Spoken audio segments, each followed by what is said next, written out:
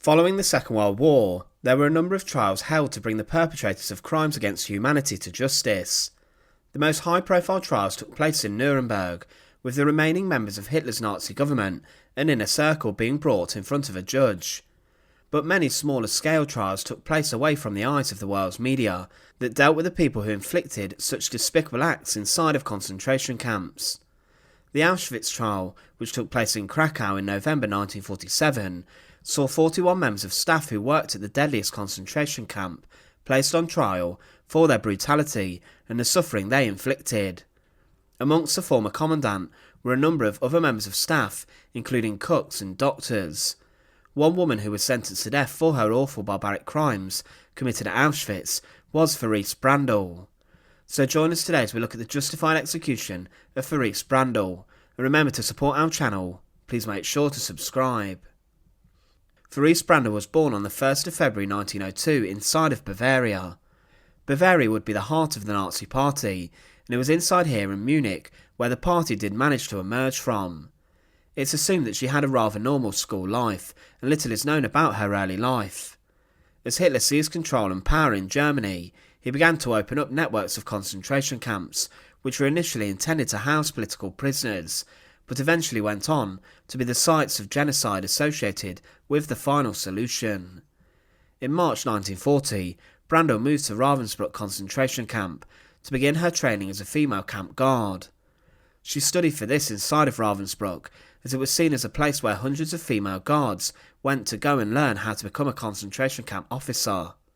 Maria Mandl was a teacher who Brandl studied under, and Mandl herself was known for horrific treatment, and she too was sentenced to death for her crimes. Mandl taught the women how to instill fear and terror into others, and how to rule over women with an iron fist. Brandl, whilst learning, was working at the camp, and whilst at Ravensbrück, she was very well thought of. Usually women who excelled in their training there were transferred to work at other camps. What Brandl must have done to impress so much must have been to inflict violence and fear onto so many prisoners, and this is what disturbingly gained her a promotion to the position of Report-Aufseherin. In this role she was in charge of counting the women prisoners at roll call, which was seen as very important. If a woman had escaped from Ravensbrück, for example, then the whole block would be punished for this, that the prisoner had belonged to, and in other camps summary executions of prisoners were carried out when a prisoner did escape. At Auschwitz, for example, there was a gallows in the roll call courtyard, where prisoners were often hanged in front of the rest of them to send a clear message. Brandl, whilst at roll call, was in charge of administering punishment to those women who were not also abiding by the rules, or who had committed minor infringements. She would be responsible for whipping prisoners and beating them, violently showing her true colours. She had no problem whilst at Ravensbrück inflicting such suffering onto the women prisoners, but predictably she was then transferred across to Auschwitz. Auschwitz had opened up in May 1940, and over its time in operation it became the largest killing centre of the Holocaust. At least 1.1 million people were killed inside of Auschwitz in the gas chambers, and after the Second World War, only a tiny percentage of guards and staff who ever worked there were brought to trial. As the camp grew in its operation, it required more staff to go and work inside of the camp to perform different roles. Auschwitz was divided into three main areas, Auschwitz I being the main concentration camp, Auschwitz II Birkenau being the extermination centre, and Auschwitz III Monowitz being the IG Farben factory. Those who were not gassed at Auschwitz often found themselves murdered through the conditions set out by the staff, which led to thousands dying from starvation, exhaustion, disease, human experimentation, violent beatings or execution. Therese Brandl was sent to Auschwitz during March 1942. Around this time at the camp, it was expanding rapidly, and the crematory had been extended, which could allow more bodies to be burned following mass killings.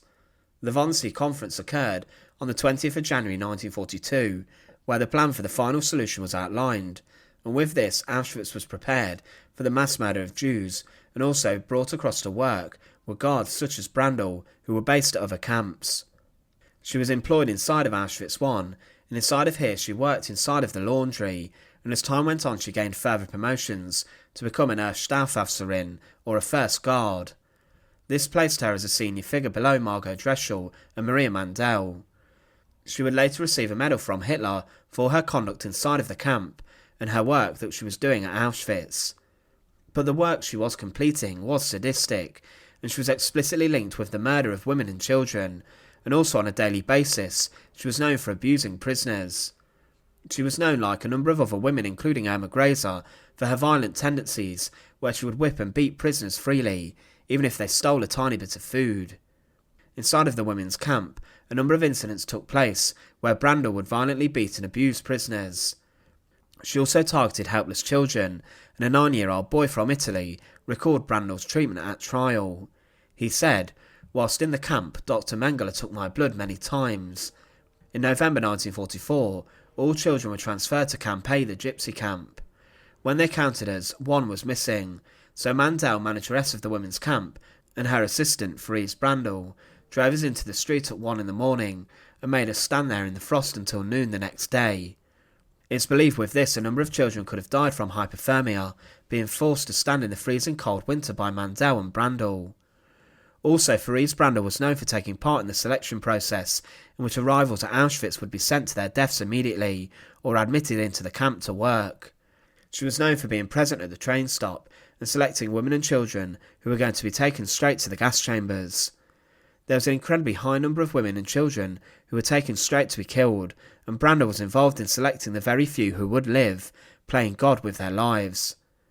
She continued to work at Auschwitz until November 1944, where she was then transferred to the Mulhdorf concentration camp complex because of the advancements made by the Red Army towards Auschwitz. Mulhdorf was a subcamp of Dachau, and she was demoted to an Aufseherin. It was said that conditions here were terrible, and that SS guards carried out selections, and even deported hundreds of sick and disabled prisoners to Auschwitz to be killed. Little is known about her conduct at Mulhdorf. However, she remained here until the 27th of April 1945, weeks before the American army advanced towards the camp. In late April, Brandl and other SS guards had arranged for the evacuation of 3,600 prisoners from the camp on a death march, but in late April, Brandl fled. She managed to avoid capture for a number of months, until on the 29th of August 1945, she was arrested in the Bavarian mountains of Germany by the Americans. They then sent her to a holding camp to await questioning, and she was interrogated, and her true identity was confirmed. Along with other guards who had worked at Auschwitz for a number of years, Brandl was brought to trial alongside her superior, Maria Mandl, in Krakow in November 1947. The Auschwitz trials took place and saw a number of former guards being sentenced to death. It was said of those defendants, torturing of prisoners of Auschwitz already tormented to the extreme is the evidence of inhumane savagery perpetrated by those defendants, who as a result of the trial were sentenced to death. The listed violent crimes committed by named defendants, who all took smaller part or large part of the mass murder of prisoners, also revealed that the accused were involved in the acts of killing for pleasure, and not pursuant to orders of their superior. If it were not for the express desire to kill, they would have otherwise displayed elements of sympathy for the victims, or at least shown indifference to their plight, but not torture them to death. At the Auschwitz trial, evidence of Therese Brandl's crimes was heard, and she was labelled as a dangerous psychopathic guard who would stop at nothing to inflict violence onto prisoners. Because of her role in this, and also the selections, and sending thousands to their deaths, Therese Brandl was convicted in participating in selections of inmates to be murdered, and herself, she was sentenced to death. On the 28th of January 1948, inside of Krakow prison, which had been one of the worst Nazi prisons inside of Poland, associated with torture, execution and cruelty, Therese Brandl was hanged. Along with 20 other condemned people, Brandl was hanged. She was inside one of the first groups to be killed, alongside her former friend Maria Mandl. At 7:09 am, the hangings began inside of the execution chamber, and Brandl was placed on a small simple step, and her arms were bound behind her back. Whilst on the step, the guards then placed a noose around her neck, and then quickly the step was removed, and Brandl, the former guard of Auschwitz, was strangled to death alongside other condemned former members of staff. It was said that it took around 15 minutes for the group to die, and for Brandl to be certified as dead. Therese Brandl was a terrifying and brutal guard who inflicted much suffering onto the prisoners of Ravensbrück and Auschwitz. She is remembered today as a guard who, like Irma Grazer, Elizabeth Falkenrath and Maria Mandl, paid for their crimes with their life. She was a woman who relished being in power and in control. Once again, thanks for watching. To support our channel, please make sure to subscribe, and once again, thank you so much for watching.